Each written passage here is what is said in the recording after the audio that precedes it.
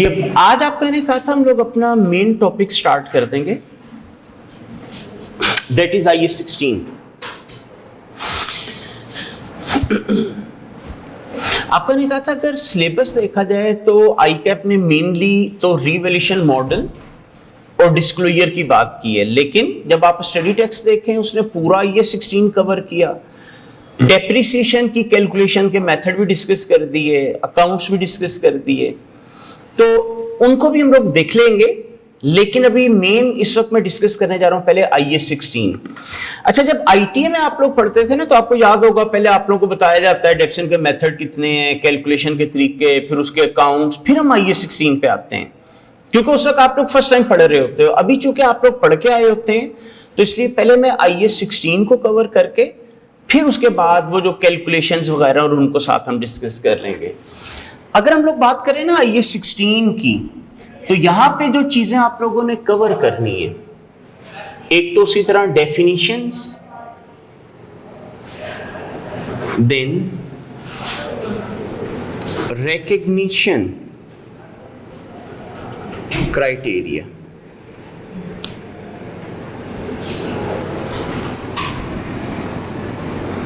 उसके बाद safety and environmental equipment,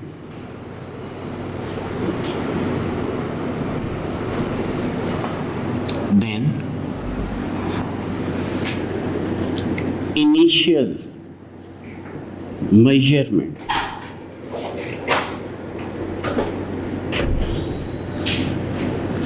next exchange of assets,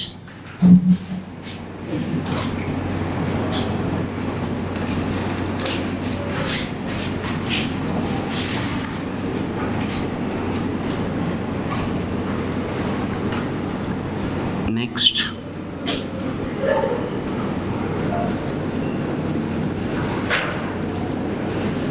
subsequent expenditures,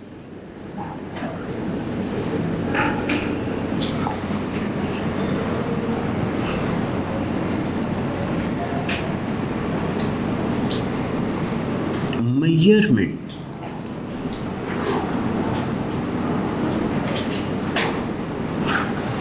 subsequent to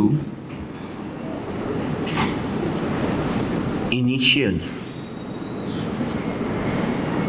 recognition, फिर आप लोग पढ़ोगे डेप्रिसिएशन के बारे में, review of useful life,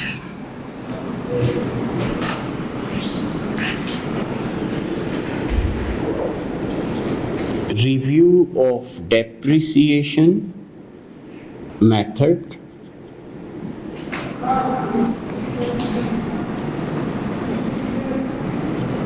review of residual value,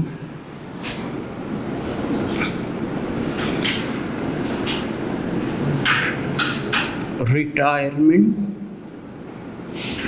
and disposal,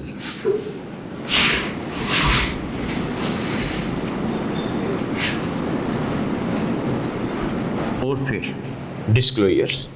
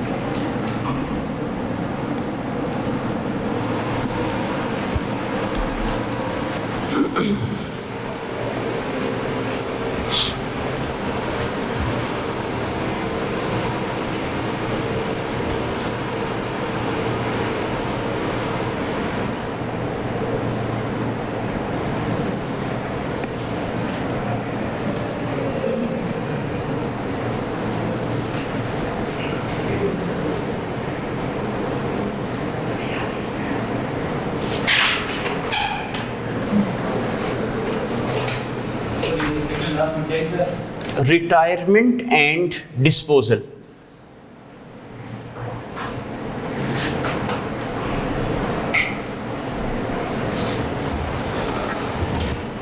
इसमें जो दो इंपॉर्टेंट चीजें ना जो फ्रीक्वेंटली पेपर में आती हैं वो ये दो होती हैं, यानी जो 18-20 नंबर का क्वेश्चन होता है आपका अक्सर वो इन दो चीजों से रिलेटेड होता है।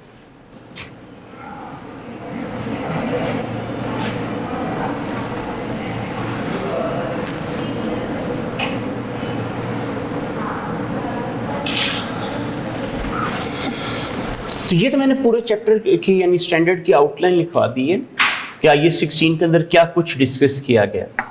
ठीक है, एक छोटी सी हेडिंग मैंने यहाँ पे मिस की है, वो इंशाल्लाह क्योंकि हमने इम्पेयरमेंट का स्टैंडर्ड पढ़ना था इसलिए मैंने वो हेडिंग यहाँ पे नहीं डाली। अब वन बाय वन हम इनको डिस्कस करना शुरू करते हैं। तो सबसे पहले हम स्टार्ट लेंगे इसकी डेफिनेशन से। अच्छा, आप लोगों को शायद मैंने पहले भी बताया था कि आईकैप ने कहा है कि reproduction of standard is not required. मतलब आपको ये नहीं कहा जाएगा कि IS 16 के मुताबिक प्रॉपर्टी प्लांट की डेफिनेशन लिखो, IS 16 के मुताबिक कॉस्ट की डेफिनेशन लिखो, कहते हैं लेकिन कॉन्सेप्ट होना चाहिए। तो इसलिए मैं भी यहाँ पे जो वर्ड यूज करूंगा ना 90-95% वर्ड मेरे स्टैंडर्ड वाले होंगे, 100% एग्जैक्ट वो नहीं होंगे। लेकिन मसला ये कि जिस दौर में हम लोगों ने किया होता ना उस वक्त रिप्रोडक्शन होती थी तो हमें रटा लगाना पड़ता था, इसलिए वो हमें चीजें याद रह जाती हैं। लेकिन आप लोगों को मेनली कॉन्सेप्ट होने चाहिए। तो डेफिनेशन तकरीबन वही है जो हम लोगों ने अगर ITA में भी पढ़ी थी। तो बहरहाल अब इसको हम जरा एक एक करके डिस्कस करना शुरू करते हैं। ये हो गया ना?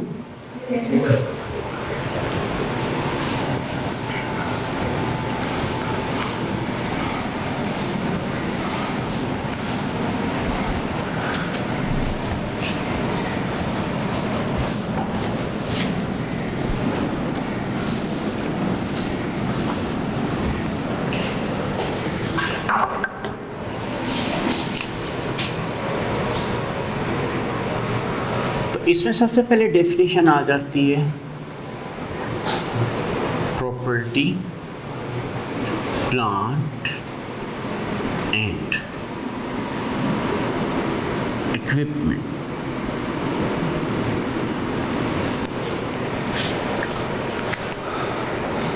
अब स्टैंडर्ड इसको डिफाइन करता है, कह रहा है property plant and equipment are assets held for use in manufacturing process or for rendering of services or for delivery of goods and services or for rental to others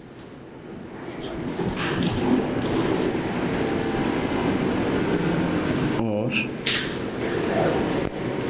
for other administrative purposes and life is more than 1 year.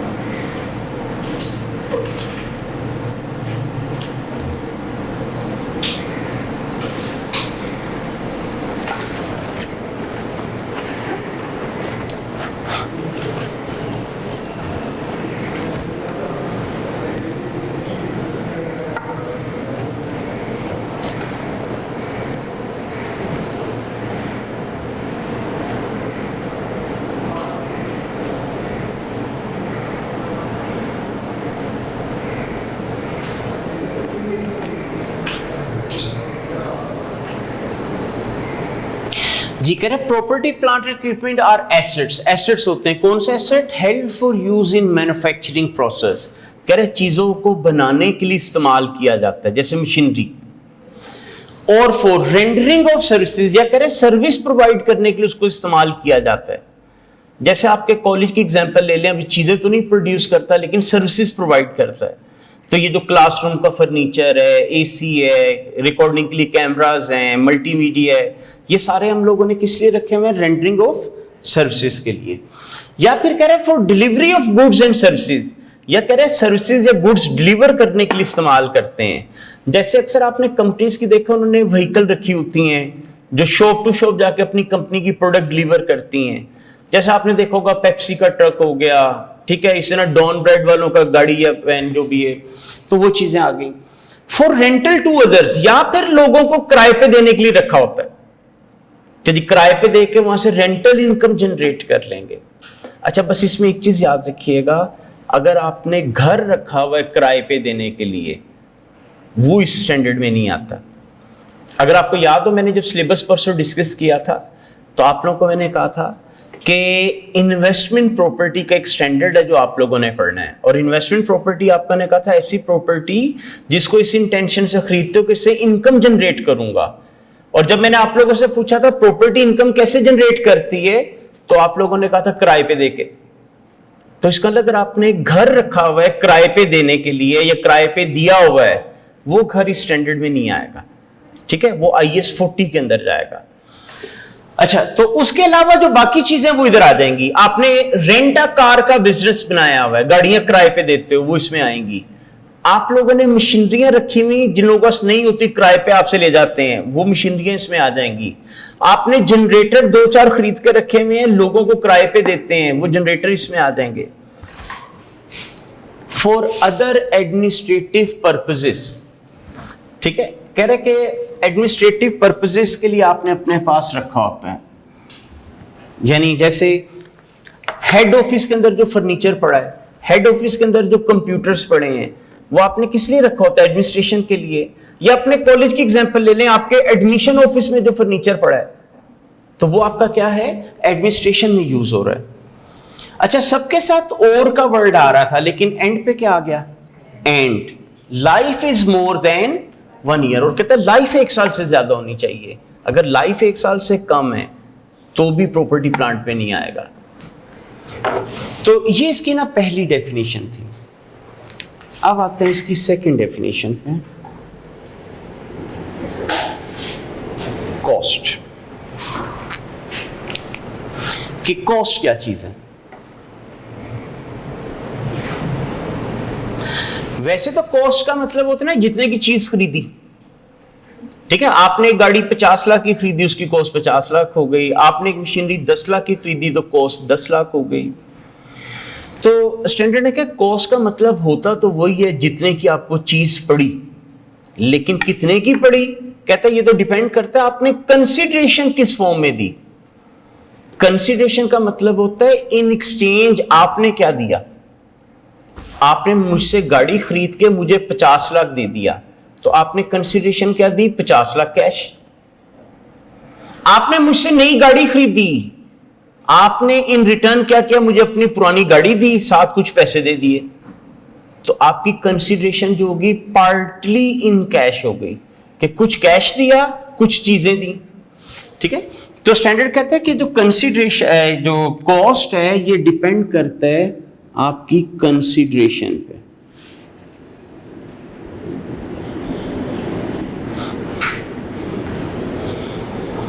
अब कहते हैं consideration in cash भी हो सकती है और barter transaction भी हो सकता है।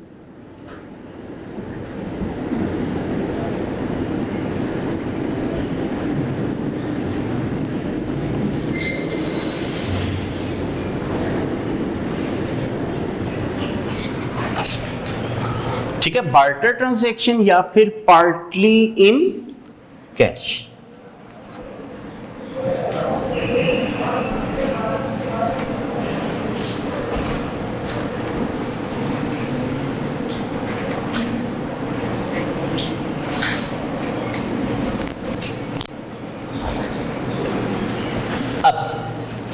फर्ज करें आप लोगों ने मुझे 40 लाख रुपए दिए और गाड़ी खरीद ली, तो गाड़ी की कॉस्ट क्या होगी? 40 लाख। तो स्टैंडर्ड कहता है कि अगर आपने कंसीडरेशन कैश में दी थी तो ऐसी सूरत में कहता है cost would be equal to amount of money paid or to be paid to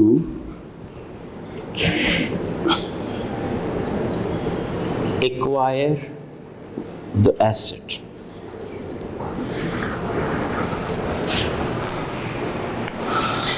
ठीक है, कह रहा है cost would be equal to amount of money paid, जो पैसे दे दिए, और टू बी पेड, जो आपने देने हैं टू एक्वायर द एसेट। अच्छा, कई दफा इस तरह होता है कि आप मेरे पास आए, आपने कहा गाड़ी कितने की, मैंने कहा 40 लाख की, आपने कहा पैसे मैं 6 महीने बाद दूंगा। क्या जरूरी है फिर मैं आपसे यही कहूं चलो 40 लाख 6 महीने बाद दे देना? आमतौर पे आपको पता है बिजनेसमैन प्रॉफिट कमाने बैठा होता है। जैसे आप मुझे कहोगे ना 6 महीने बाद पैसे दूंगा, तो मैं आपको कहूंगा नहीं, फिर 40 नहीं होगा, 42 लाख होगा। अब ये जो मैं 2 लाख आप लोगों से एक्स्ट्रा ले रहा हूं, ये क्या है? ये इंटरेस्ट है। स्टैंडर्ड कहता है कभी लेट पेमेंट, डेफर पेमेंट करने की वजह से कुछ एक्स्ट्रा पैसे देने पड़े तो वो इंटरेस्ट होता है। अच्छा, आईटीए में आपको कहा गया था फिलहाल याद रखें इंटरेस्ट कॉस्ट में ऐड नहीं होता। उसकी वजह यह है कि उस वक्त IAS 23 सिलेबस का पार्ट नहीं था, अब वो सिलेबस का पार्ट है।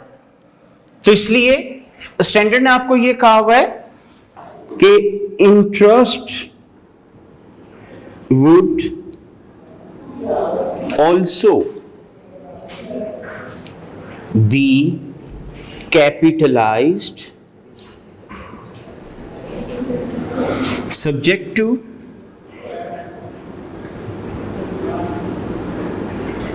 the requirement of IAS 23।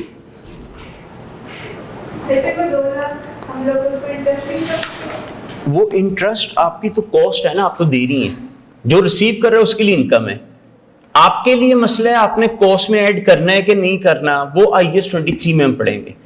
कुछ चीजों का ऐड होता है, कुछ का नहीं होता। हाँ, गाड़ी के लिए फिलहाल याद रखें नहीं ऐड होता, ठीक है, लेकिन कुछ चीजों का ऐड होता है, वो फिर IAS 23 में डिटेल डिस्कशन चलेगी। जी, यहां तक क्लियर हो गया? केस स्टैंडर्ड ने आपको कहा कि अगर आपने पैसे देके चीज खरीदी तो जितने पैसे दे दिए या देने हैं वो एसेट की कॉस्ट है, लेकिन कहता है अगर कभी लेट पेमेंट करने के वजह से फालतू पैसे देने पड़े तो वो इंटरेस्ट होता है। लेकिन कह रहा है वो सिर्फ तभी ऐड करना अगर IAS 23 लाओ करे, नहीं कर रहा तो फिर ना कीजिएगा। अभी मैंने आपको हिंट दे दिए, गाड़ी का नहीं होता। अब वो किन किन का होता है वो इंशाल्लाह फिर आगे जाके पढ़ेंगे। अब आते हैं जी बार्टर ट्रांजैक्शन। आप लोगों ने मुझे अपनी पुरानी गाड़ी दी, साथ 10 लाख रुपए पकड़ाए और दूसरी गाड़ी ले गए, तो क्या नई गाड़ी आपको 10 लाख में पड़ गई? नहीं, आपने पुरानी गाड़ी भी तो दी है। तो आप देखो पुरानी गाड़ी की मार्केट में क्या कीमत थी। आपको मैं कहता हूं यार आपकी पुरानी गाड़ी जो थी ना ये मार्केट में 15 लाख की बिक जानी थी। इसका मतलब 15 लाख वाली आपने मुझे गाड़ी दी, 10 लाख मुझे कैश भी पकड़ा दिया, तो आपको नई गाड़ी कितने में पड़ गई? 25। तो ऐसी सूरत में स्टैंडर्ड ने आपको गाइड किया कि cost would be equal to fair value of asset given up plus cash paid या फिर less cash received। ठीक है, एक्चुअली स्टैंडर्ड ने तो वर्ड यूज किया कैश एडजस्टमेंट। एडजस्टमेंट में ऐड भी हो सकती है, लेस भी हो सकती है। अभी आप लोगों ने मुझे 15 लाख वाली गाड़ी दी, 7-10 लाख कैश पकड़ाया, तो नई गाड़ी कितने में पड़ गई? 25। तो आपने कैश पे किया था ना, आपने 10 ऐड करके 25 कर लिया। अब मैं एग्जांपल चेंज करता हूं। आपकी जो पुरानी गाड़ी है ना वो एक्सपेंसिव वाली है, और अब जो आपने मुझसे दूसरी खरीदी वो सस्ती वाली है। मतलब आपकी पुरानी गाड़ी की कीमत है 25 लाख, नई वाली गाड़ी सस्ती है, आपको मैंने नई वाली गाड़ी पकड़ाई, साथ 5 लाख पकड़ा दी, ये भी ले जाओ। अब आपको नई गाड़ी कितने में पड़ी? 20 में। अब आप 30 नहीं कहोगे, ठीक है? तो यहां पे आपने 5 लाख क्या कर दिया था? माइनस कर दिया था। इसलिए आपके याद रखने के लिए मैंने ऐसे ही लिख दिया कि कैश पे करोगे तो ऐड कर लेना, और अगर कैश रिसीव करोगे तो माइनस कर लेना।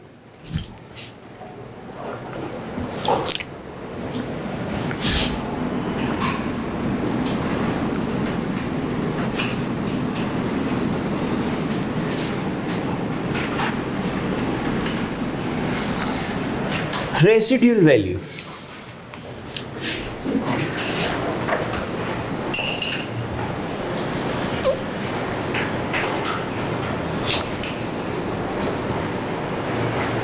ठीक है, रेसिड्यूल कहते हैं बाकी।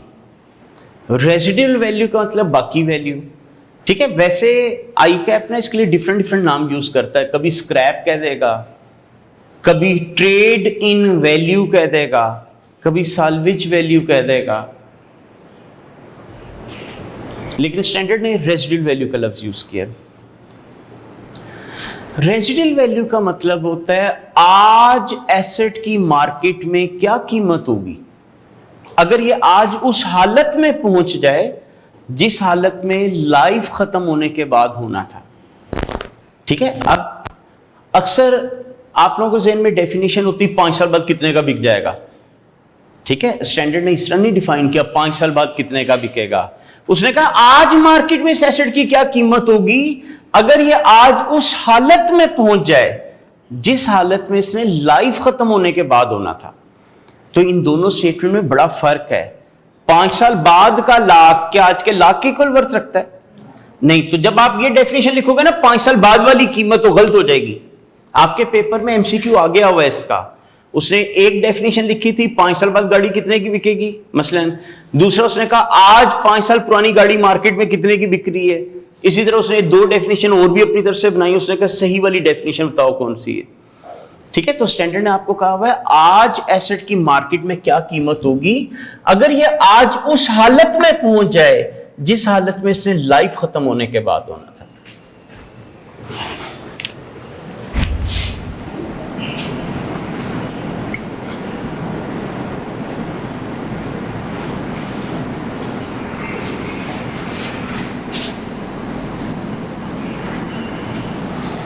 Depreciable amount. डेप्रिशिएबल अमाउंट का मतलब होता था आपके इस्तेमाल करने की वजह से एसेट की वैल्यू में जो कमी आएगी। ठीक है, आपके इस्तेमाल करने की वजह से एसेट की वैल्यू में जो कमी आएगी, मतलब आपके इस्तेमाल की वजह से एसेट की वैल्यू में जितना डिक्रीज आना है वो डेप्रिशिएबल अमाउंट होती है। फर्ज करें एक मशीनरी आपने खरीदी, कॉस्ट है 10 लाख और आप मुझे कहते हैं इसकी रेजिडुअल वैल्यू होगी 3 लाख, तो आपके इस्तेमाल करने की वजह से इसकी वैल्यू में कितनी कमी आएगी? 7 लाख। उसे हम कहते हैं डेप्रिशिएबल अमाउंट, मतलब वो अमाउंट जिसको आपने डेप्रिशिएट करना है ओवर द लाइफ। कैसे निकाला 7 lakh? Cost minus residual value.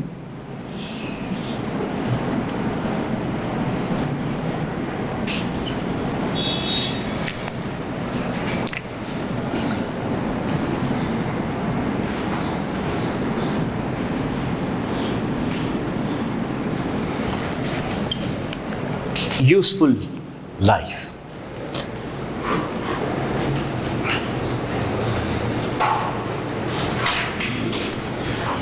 Life को स्टैंडर्ड ने ईयर्स में भी एक्सप्लेन किया है, लाइफ को उसने यूनिट्स में भी एक्सप्लेन किया।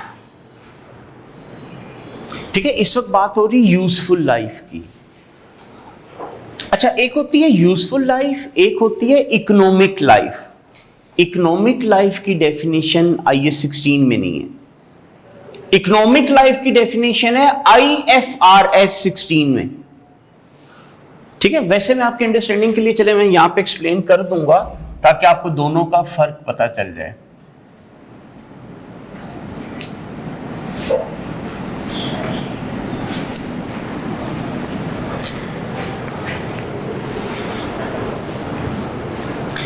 पहले तो आते हैं जी यूजफुल लाइफ। स्टैंडर्ड कहता है यूजफुल लाइफ का मतलब वो नंबर ऑफ ईयर्स जितना अरसा एक सिंगल यूजर उस एसेट को यूज करेगा।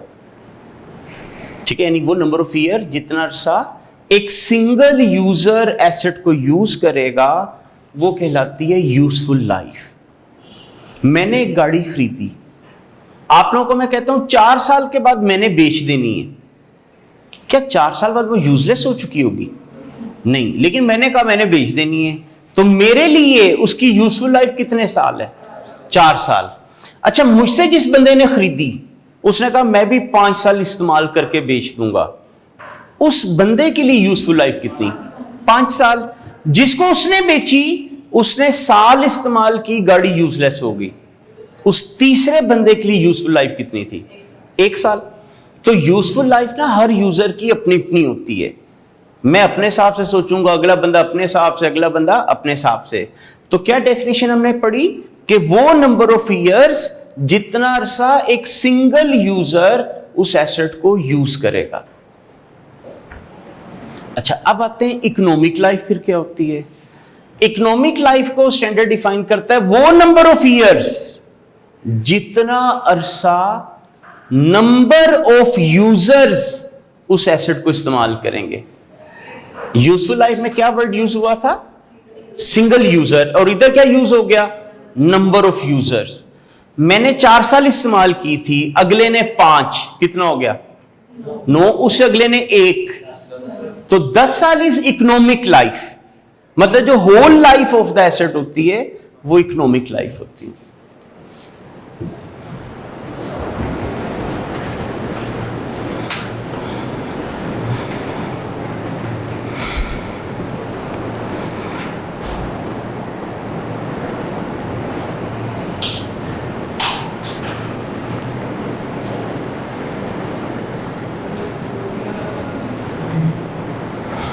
अच्छा, आप लोगों ने कहा लाइफ ईयर्स में भी हो सकती, यूनिट्स में भी हो सकती।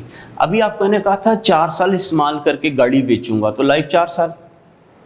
अब मैं आपको कहता हूं ये तो मैंने गाड़ी खरीदी है, 1 लाख किलोमीटर चलाने के बाद बेच दूंगा, अब उसकी लाइफ कितनी है? 1 लाख किलोमीटर। मेरी मर्जी मैं 2 महीने में लाख किलोमीटर चला लूं, मेरी मर्जी में 20 साल लगाऊं लाख किलोमीटर चलाने पे, ठीक है, लेकिन अब उसकी लाइफ लाख किलोमीटर हो जाएगी। ठीक है, तो ये इन दोनों में फर्क है। अच्छा, डेप्रिसिएशन के लिए कौन सी लाइफ चाहिए होती है? यूजफुल। इसलिए स्टैंडर्ड में ना इसकी डेफिनेशन ही नहीं थी, खाली इसकी थी।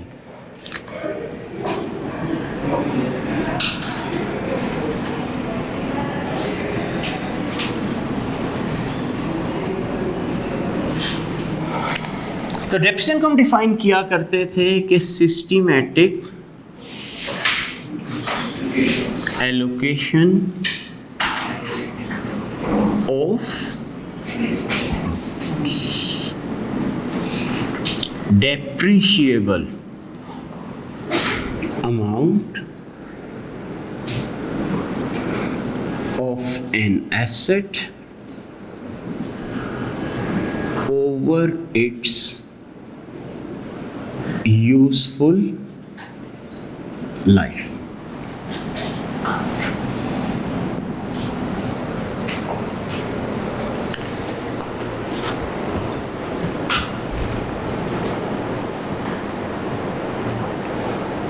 कि डेप्रिशिएबल अमाउंट को उसकी यूजफुल लाइफ में सिस्टमेटिकली डिस्ट्रीब्यूट करने को डेप्रिसिएशन कहते हैं।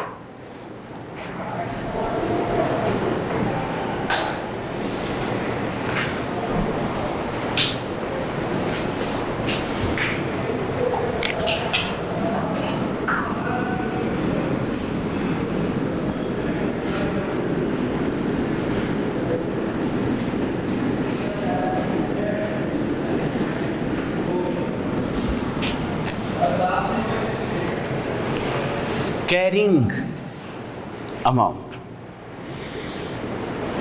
जिसे आमतौर पे आप लोग नेट बुक वैल्यू भी कह देते हो। स्टैंडर्ड ने वर्ड कैरिंग अमाउंट डिस्कस किया है। कैरिंग अमाउंट का मतलब वो वैल्यू जिस पे एसेट बुक्स ऑफ अकाउंट में कैरी किया जा रहा है, मतलब जिसको कीमत पे आपने उसको किताबों में लिखा हुआ है, रिकॉर्ड किया हुआ है। क्या फॉर्मूला होता था इसका?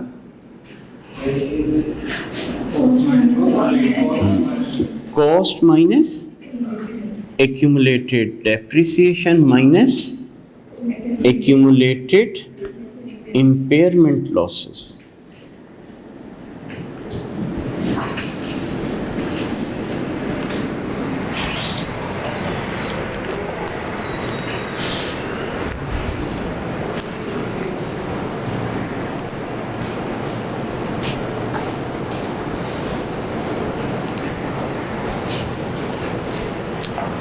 अच्छा, वैसे हम लोगों ने स्टैंडर्ड अलग से पढ़ना है, लेकिन चलें अभी इधर टर्म यूज आई है तो लिख लेते हैं। Impairment losses.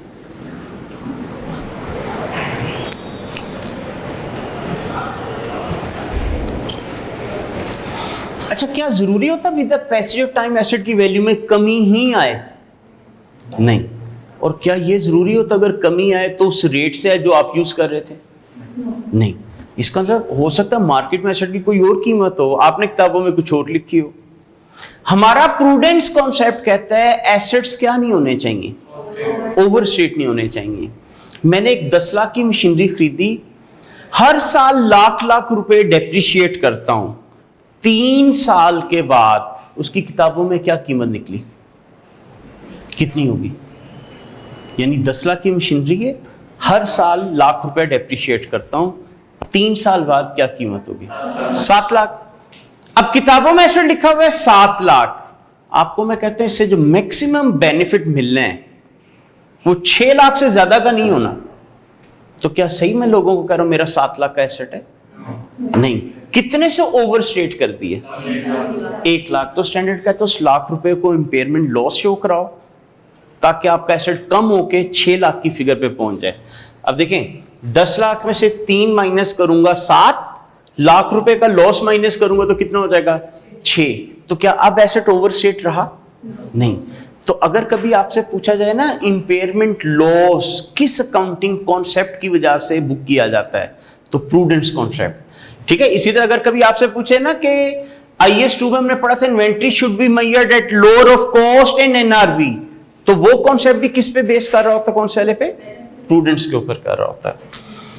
अच्छा जी, तो इंपेयरमेंट लॉस ये हम कैसे निकालते हैं? ये हम निकाला करते हैं कि कैरिंग अमाउंट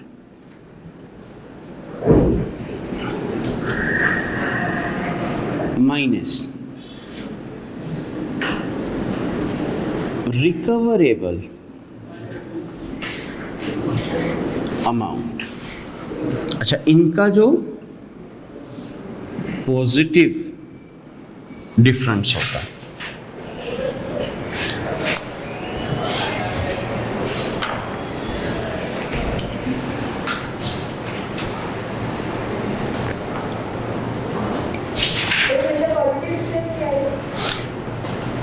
देखिए, पॉजिटिव वैल्यू ये कब आएगी? जब इनमें से क्या चीज ज्यादा हो? Carrying amount.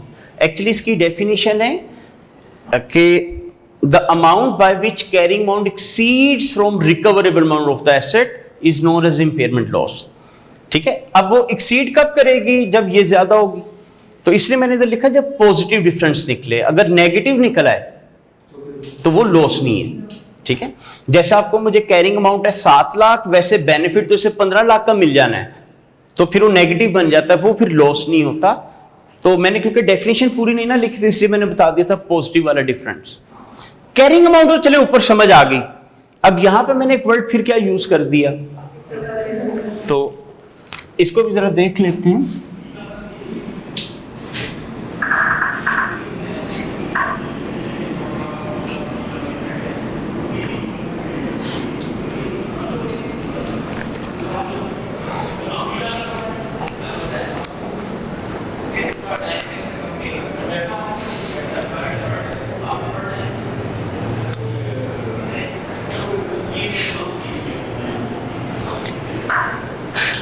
नाम से वैसे क्या लग रहा है, रिकवरेबल अमाउंट,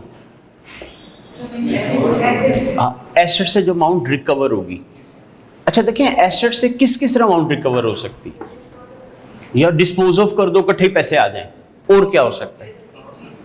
हाँ, उसको इस्तेमाल करो, इस्तेमाल करके चीजें बनाओ, फिर उन चीजों को बेचो और वहां से पैसे आ जाए।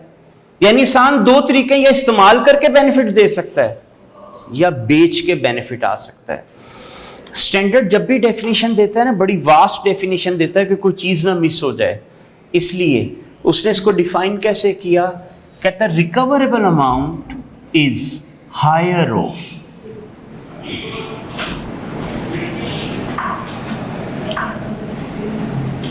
Fair value less cost to sell और value in use. Fair value का क्या मतलब होता है? Market value. तो आपने कहा था या बेच के पैसे आ जाएंगे तो ये इस्तेमाल करके आएंगे, ये है बेच के जो पैसे आने। कह रहे जितने का बिकेगा माइनस बेचने पे जो खर्चा आएगा। आपको मैंने कहा मेरी मशीनरी 8 लाख की बिक जाएगी, लेकिन जो बंदा बेचेगा वो 50,000 कमीशन ले लेगा, तो फिर आप इधर कितना लिखोगे? 750,000। ठीक है, वैल्यू इन यूज। अच्छा, अब ये ना थोड़ा कॉम्प्लेक्स सा काम है, आइए 36 में डिटेल में पढ़ेंगे। फर्ज करें आपको मैं कहता हूं ये मशीनरी भी 3 साल मजीद चल सकती है और हर साल लाख लाख यूनिट बना सकती है। इसका मतलब अगले 3 साल में हर साल लाख लाख यूनिट बन के बिकेंगे, उनको बेच के रेवेन्यू आएगा, इनफ्लो। लेकिन उन चीजों को बनाने पे खर्चा भी तो आना है, मटेरियल लगेगा, लेबर लगेगी, अदर खर्चे लगेंगे, वो है आउटफ्लोज। फिर 3 साल के बाद भी स्क्रैप के तौर पे बिक जाएगी, इनफ्लो। माइट भी इसको बेचने पे फिर कोई खर्चा आ जाए, आउटफ्लो। अच्छा, अब वो अगले 3 साल के कैश फ्लोज हैं, क्या 2 साल बाद का कैश फ्लो आज की सेम वैल्यू रखता होगा? नहीं। तो फिर उनके लिए क्या करनी पड़ेगी? मतलब उनकी कौन सी वैल्यू निकालनी चाहिए? हाँ जी, उनकी प्रेजेंट वैल्यू निकालनी पड़ेगी। उनको डिस्काउंट करके प्रेजेंट वैल्यू में कन्वर्ट करेंगे। वो जो प्रेजेंट वैल्यू होगी ना इन तमाम कैश फ्लोज की, उसे कहते हैं वैल्यू इन यूज। तो IAS 36 जब इंशाल्लाह हम पढ़ेंगे तो ऑलमोस्ट 63 पैराग्राफ इसकी कैलकुलेशन के हैं कि कैलकुलेट कैसे होती। अभी आपने मुझे कहा था या मशीनरी बेच के पैसा आ जाएगा या उसको इस्तेमाल करके चीजें बना के बेच के आ जाएगा। तो वो पैसा किससे आ रहा है? अगर मशीनरी ना हो तो क्या चीजें बना पाएंगे आप? नहीं, उस वजह से। ठीक है, यानी वो इस्तेमाल करके और ये बेच के, दो ही पॉसिबिलिटीज है ना, ये इस्तेमाल करके बेनिफिट आ जाए या बेच के बेनिफिट आ जाए। तो दोनों में से जो हायर है वो ली जाती है। ठीक है, तो ये इंशाल्लाह अभी इधर स्टैंडर्ड में इसकी एप्लीकेशन नहीं आएगी, लेकिन जब IAS 36 पढ़ेंगे उसमें पूरी डिस्कशन ही इंपेयरमेंट लॉस पे है कि कैसे कैलकुलेट होता है, कब कैलकुलेट करते हैं।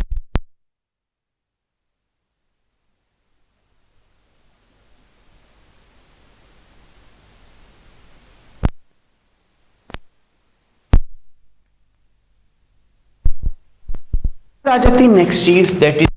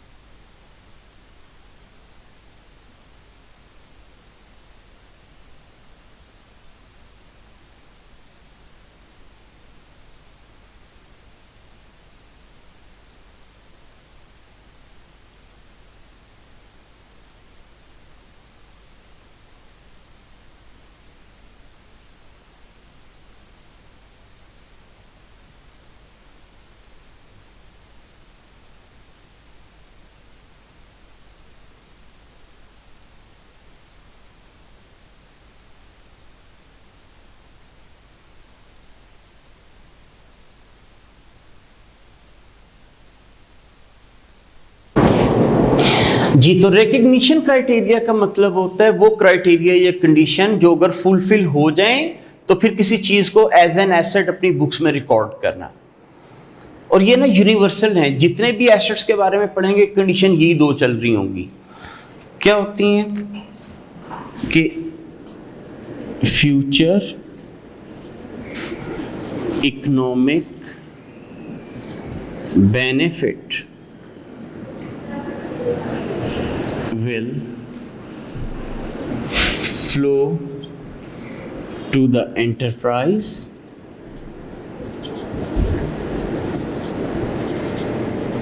and reliable estimate of cost।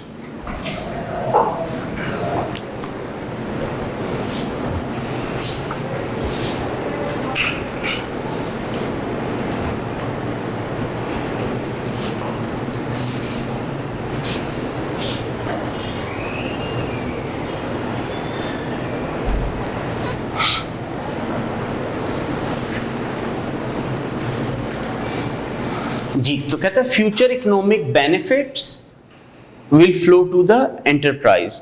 को इसको इस्तेमाल करके जो इकोनॉमिक बेनिफिट, जो फायदे हैं वो आपको होंगे। And reliable estimate of cost, और उसकी कॉस्ट को भी रिलायबली एस्टिमेट किया जा सके। कह रहा है जब ये दोनों कंडीशनें पूरी होगी एसेट रिकॉर्ड कर लेना। फर्ज करें आप कोई मेरे जानने वाले हैं, मैंने अपनी फैक्ट्री की एक नई मशीनरी खरीदी, पुरानी रिप्लेस करनी है, बेचनी है। आपने इंटरेस्ट शो किया ये पुरानी वाली मशीनरी मुझे दे दो। मैंने आपको कहा ठीक है ले जाएं। आपने कहा कितने की? मैंने कहा कर लेंगे प्राइस, ले जाएं। आप मशीनरी लेके चले गए, उसको इस्तेमाल करने का राइट आप लोगों को मिला कि नहीं? मिल गया। क्या पैसे पता है कितने की है? नहीं। तो विदाउट अमाउंट एंट्री पास नहीं हो सकती, तो ये एसेट बुक्स में रिकॉर्ड नहीं होगा। फर्ज करें 3 महीने बाद मैंने कहा आप ऐसे करना 2 लाख रुपए इसका दे देना। आपने कहा चले ठीक है। अब जैसे आपने कहा ना हाँ चले ठीक है, अब आप एंट्री डालोगे मैंने एसेट खरीद लिया 2 लाख का। तो स्टैंडर्ड कहता है जब तक ये दोनों कंडीशनें ना पूरी हो एसेट रिकॉर्ड नहीं कर सकते। अब मैं एग्जांपल चेंज कर रहा हूं। मैंने एक नई मशीनरी खरीदी 5 लाख की, उसकी इंस्टॉलेशन के लिए साइट प्रिपेयर करनी पड़ेगी। आप लोग मेरे नेबर में रहते हैं, आपको मैंने कहा यार ये मशीनरी आप लोग अपने पास रख लें, जैसे ही साइट बनती है मैं उठा के ले जाऊंगा। आपने कहा कितने की खरीदी है? मैंने कहा 5 लाख की। आप लोगों को इसकी कॉस्ट का पता है या नहीं? पता है 5 लाख। क्या इस मशीनरी को इस्तेमाल करने का राइट आपको मिल गया? नहीं। बेशक चीज फिजिकली आपके पास पड़ी है, क्या आप कह सकते हैं ये आपका एसेट है? नहीं।